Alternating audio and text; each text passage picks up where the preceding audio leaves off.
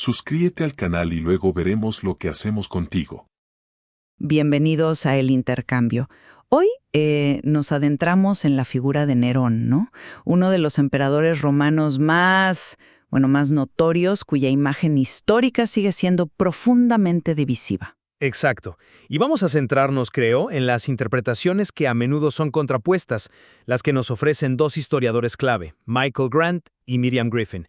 Usaremos extractos de sus trabajos como base para nuestra conversación. Sí.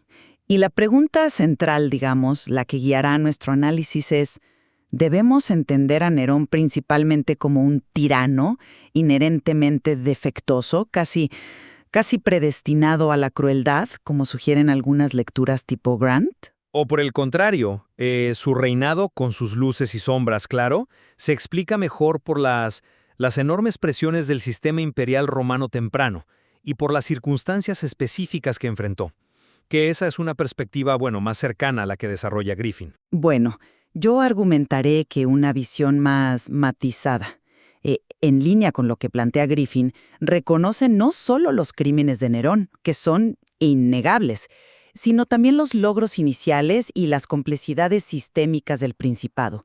Estas jugaron un papel crucial, creo, en su trayectoria y eventual caída. Y yo sostendré, siguiendo más la línea de análisis de Grant, que más allá de las circunstancias, la evidencia sí apunta a fallas fundamentales en el carácter de Nerón.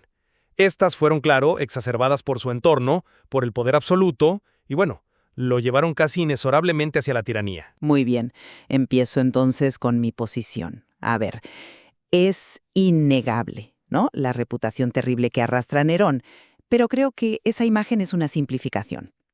Excesiva, muy influida además por cronistas posteriores, como Tácito, que le eran abiertamente hostiles. Y esto es algo que de hecho tanto Grant como Griffin reconocen.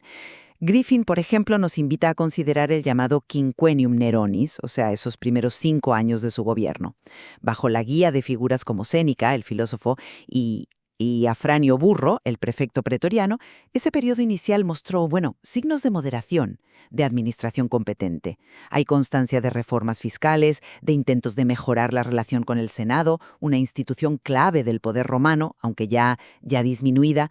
Nerón incluso prometió públicamente un estilo de gobierno más abierto que el de su predecesor, Claudio. Pero, y aquí Griffin es muy clara, no podemos entender a Nerón sin entender las enormes tensiones del sistema que heredó.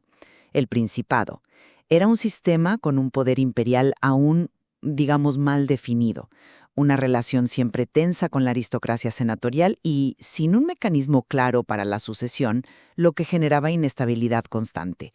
Griffin sugiere que la personalidad de Nerón, su documentada inseguridad, esa necesidad de aclamación, su miedo palpable en momentos de crisis, chocó de forma destructiva con estas presiones estructurales. Esto se agudizó, claro, tras la muerte de Burro y el retiro de Séneca, dejándolo más aislado y paranoico, especialmente después de descubrirse la conspiración pisoniana, que fue un intento de asesinato por parte de miembros de la élite. Entiendo la apelación a la complejidad y al contexto. De verdad que sí. Pero mi lectura de las fuentes, que está más cercana a la de Grant, me lleva a una conclusión, diferente. Creo que las semillas de la tiranía estaban ahí, presentes desde el principio.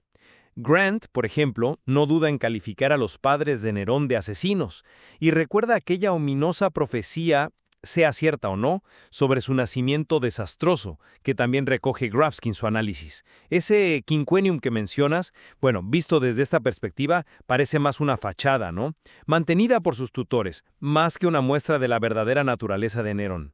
Y la evidencia de esa naturaleza, asomó pronto.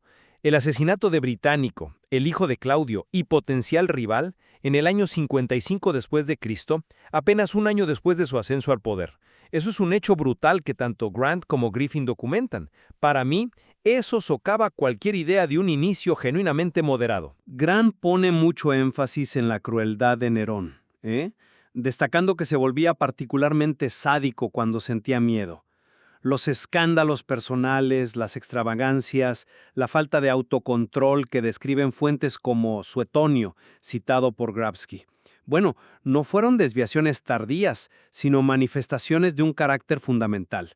sus famosas inclinaciones artísticas, cantar en público, competir en carreras de carros, no pueden despacharse como simple interés por la cultura griega. Para la mentalidad romana tradicional, como subrayan Grant, Griffin y Grabsky, era una degradación inaceptable de la majestad imperial. Y la persecución de los cristianos tras el gran incendio de Roma en el 64, que Grant interpreta como la cínica búsqueda de un chivo expiatorio, encaja perfectamente en este patrón. Por tanto, considero que su caída fue la consecuencia lógica y directa de sus propios actos, su tiranía, su megalomanía y la alineación generalizada que sembró. Abordemos entonces ese inicio del reinado. ¿Fue una promesa genuina o una simple ilusión? No voy a negar la brutalidad del asesinato de Británico.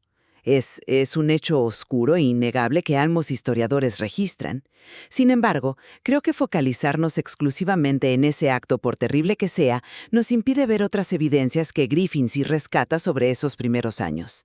Hubo reformas administrativas y fiscales concretas. Existió un esfuerzo inicial documentado por mostrar, deferencia hacia el Senado, un gesto importante para la legitimidad imperial en ese momento. La promesa de Nerón de gobernar de manera diferente a Claudio, alejándose del secretismo y la influencia de los libertos imperiales, esos antiguos esclavos que acumulaban poder en la corte y eran, mal vistos por la aristocracia, fue explícita. El papel de Séneca y Burro en este periodo fue, a mi juicio, genuinamente constructivo, guiando a un emperador muy joven. Por eso calificaría el quinquennium no como una ilusión, sino como un periodo de gobierno, objetivamente más estable y efectivo que lo que vendría después. Aunque, claro, esa estabilidad dependiera en gran medida de sus consejeros. Fue al menos la posibilidad de un estilo de principado diferente, aunque esa posibilidad resultará finalmente frágil. Y sentir en ese punto. Una promesa genuina manchada por el asesinato a sangre fría de un hermanastro y rival dinástico apenas un año después de tomar el poder. Me cuesta verlo así. Grant nos recuerda esa anécdota, quizás apócrifa pero reveladora, del padre de Nerón, Cneo Domicio Agenobalbo, quien supuestamente dijo al nacer su hijo que de su unión con Agripina no podía salir nada bueno. Refleja una percepción temprana de un carácter problemático. El asesinato de Británico no puede verse como un simple desliz. Fue una acción calculada para eliminar al único rival dinástico claro y consolidar su poder.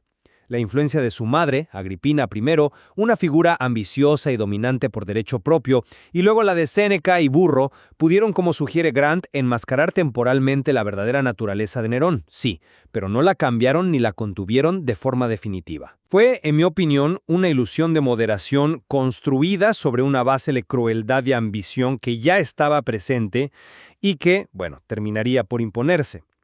Aquí la divergencia fundamental es si vemos estos primeros años como prueba de una oportunidad perdida, aplastada por la tiranía latente, o como evidencia de que el propio sistema imperial requería un tipo de liderazgo que Nerón, inicialmente guiado, no pudo sostener por sí mismo. Precisamente el papel de esos consejeros y de su familia es crucial para entender la dinámica.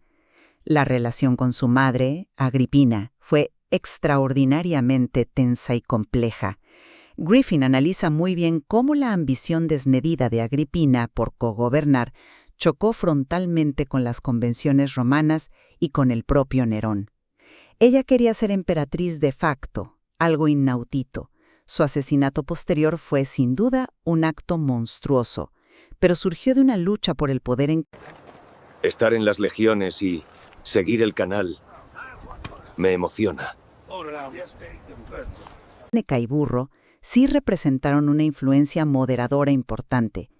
Griffin argumenta de forma convincente que su desaparición del escenario político, Burro murió en el 62, posiblemente envenenado, y Séneca fue forzado a retirarse poco después, marcó un punto de inflexión crítico. Sin su contrapeso, Nerón quedó más expuesto a influencias nefastas como la de Ofonio Tigelino, su nuevo y mucho más siniestro prefecto pretoriano, y su deriva hacia la tiranía se aceleró notablemente.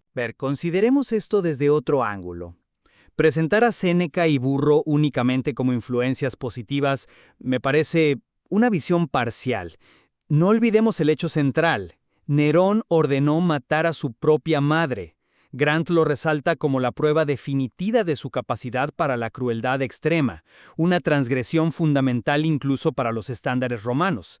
Y Séneca, el gran filósofo estoico, el supuesto guía moral, tuvo que escribir el discurso que justificaba públicamente ese matricidio ante el Senado, un episodio vergonzoso que Griffin también detalla, por cierto. ¿Qué clase de influencia moderadora es esa si tiene que acabar justificando lo injustificable? Quizás intentaron controlarlo, pero fracasaron estrepitosamente en momentos clave, y al permanecer a su lado y legitimar sus actos, se convirtieron en cierto modo en cómplices.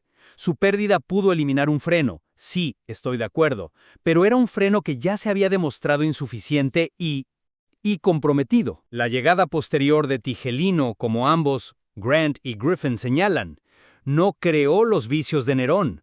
Simplemente dio rienda suelta a los peores instintos que ya bullían en él.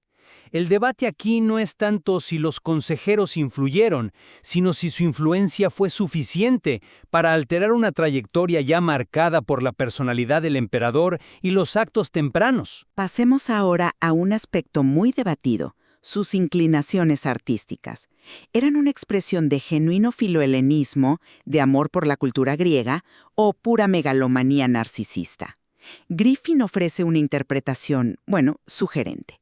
Dado que la gloria militar tradicional, la principal fuente de prestigio para un emperador romano, le era esquiva a Nerón, no lideró grandes campañas, su filohelenismo pudo ser una estrategia para buscar legitimidad y popularidad por otras vías, apelando a la admiración por la cultura y el arte griegos. Hay testimonios recogidos tanto por Griffin como por Grant que sugieren un interés genuino de Nerón por la música, la poesía, el teatro y los festivales griegos. Incluso la famosa Domus Aurea, su gigantesco palacio construido sobre las ruinas dejadas por el gran incendio, aunque sin duda un proyecto de una escala excesiva y controvertida, incorporó, como apunta Griffin, citando a la arqueóloga Fabrini y reconoce Grant, importantes innovaciones arquitectónicas, como el uso audaz del hormigón y la espectacular cúpula octogonal en la sala de banquetes. No fue, por tanto, un simple capricho vacío de contenido. Eran vistas como un escándalo mayúsculo por la élite romana tradicional. El princeps, la figura máxima del Estado, exhibiéndose en un escenario como un vulgar histrión. Grant menciona incluso la obligación de asistir a estas interminables actuaciones y aplaudir so pena de castigo. Los gastos desorbitados en estos espectáculos, en juegos circenses con animales exóticos y en la propia Domus Aurea, una casa que ocupaba toda Roma, como cita Griffin la crítica del poeta Marcial, contrastaban de forma sangrante con las dificultades financieras del imperio y la presión fiscal sobre las provincias, un aspecto que Grant recalca. Existían rumores persistentes, recogidos por Grant y Grabsky, de que Nerón quería renombrar Roma como Nerópolis. ¿Es eso filohelenismo o es megalomanía en estado puro? Para mí, es una clara afrenta a la dignidad imperial, la dignitas, y una de las causas principales de la profunda alienación que sufrió por parte de la aristocracia y el ejército. Es difícil separar un posible interés cultural genuino de una evidente necesidad de autoexaltación, desmedida. Finalmente, llegamos a su caída. ¿Fue el resultado inevitable de un colapso personal?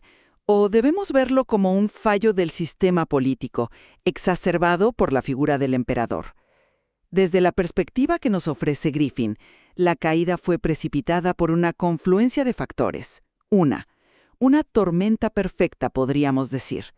La creciente paranoia de Nerón, desatada tras la conspiración pisoniana del 65, ese complot fallido de asesinato que involucró a figuras importantes del Senado y que llevó a una purga sangrienta, lo aisló todavía más. La pérdida previa de consejeros competentes como Séneca y Burro lo dejó a merced de figuras como Tigelino, que avivaron sus miedos y crueldades. La alienación del Senado no fue solo culpa de los excesos de Nerón, fue también, como analiza Griffin, una manifestación de la tensión inherente y no resuelta en el principado temprano entre el poder del emperador y las prerrogativas de la antigua clase dirigente. Y la pérdida final de la lealtad del ejército. que fue lo que selló su destino, se vio agravada por problemas estructurales como la falta de un sistema claro de sucesión y las dificultades para mantener contentas a las legiones en las provincias. Fue, por tanto, una interacción compleja y fatal entre la personalidad defectuosa de Nerón y un sistema político aún en construcción y, bueno, lleno de fisuras. No estoy convencido por esa línea de razonamiento que diluye la responsabilidad personal. Sostengo que la rebelión final, iniciada por Cayo Julio Vindex en la Galia y secundada decisivamente por Servio Sulpicio Galba en Hispania, fue una respuesta directa y, a mi juicio, totalmente justificada a la tiranía manifiesta, la crueldad arbitraria y la incompetencia flagrante de Nerón. Grant y Grasky lo exponen con claridad. Las fuentes como Suetonio hablan de un odio casi universal hacia él en sus últimos años. Las legiones en las fronteras estaban inquietas, en parte, como apunta Grant, por los retrasos en sus pagas, mientras el emperador derrochaba en lujos y espectáculos. Su manejo de la crisis final fue inexistente. Se dice que mientras las rebeliones se extendían, él seguía preocupado por cómo afectaría la situación a sus actuaciones artísticas. El sistema del Principado pudo tener sus debilidades, sin duda, pero fue la figura de Nerón la que lo llevó al punto de quiebre. Su caída fue fundamentalmente un colapso personal, resultado directo de sus propios actos. La pregunta clave es si otro emperador con un carácter diferente habría podido navegar esas mismas presiones sistémicas sin llegar a tal extremo de tiranía y alienación. En resumen, mi perspectiva, apoyándome en análisis como los de Miriam Griffin, busca ofrecer una comprensión más compleja y contextualizada de Nerón. Sin negar sus crímenes ni sus evidentes fallos de carácter, enfatizo la importancia crucial del entorno institucional del Principado temprano, un sistema aún inestable y lleno de tensiones.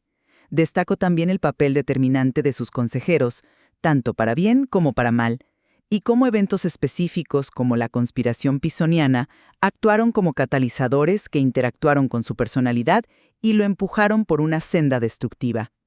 Es una visión que intenta ir más allá de la simple condena moral para explorar las interacciones entre individuo, poder y contexto histórico. Y mi resumen, en sintonía con interpretaciones como las de Michael Grant, subraya lo que considero fallas profundas e inherentes en el carácter de Nerón, visibles desde muy temprano en su reinado.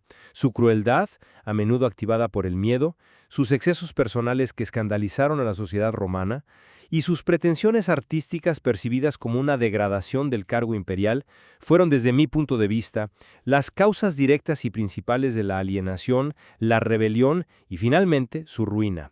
La tiranía no fue simplemente una consecuencia del sistema, sino una expresión magnificada de su propia naturaleza al ostentar un poder casi ilimitado. Queda claro que la figura de Nerón, vista a través de las lentes académicas de Grant y Griffin, sigue siendo un terreno fértil para el análisis y la discrepancia informada.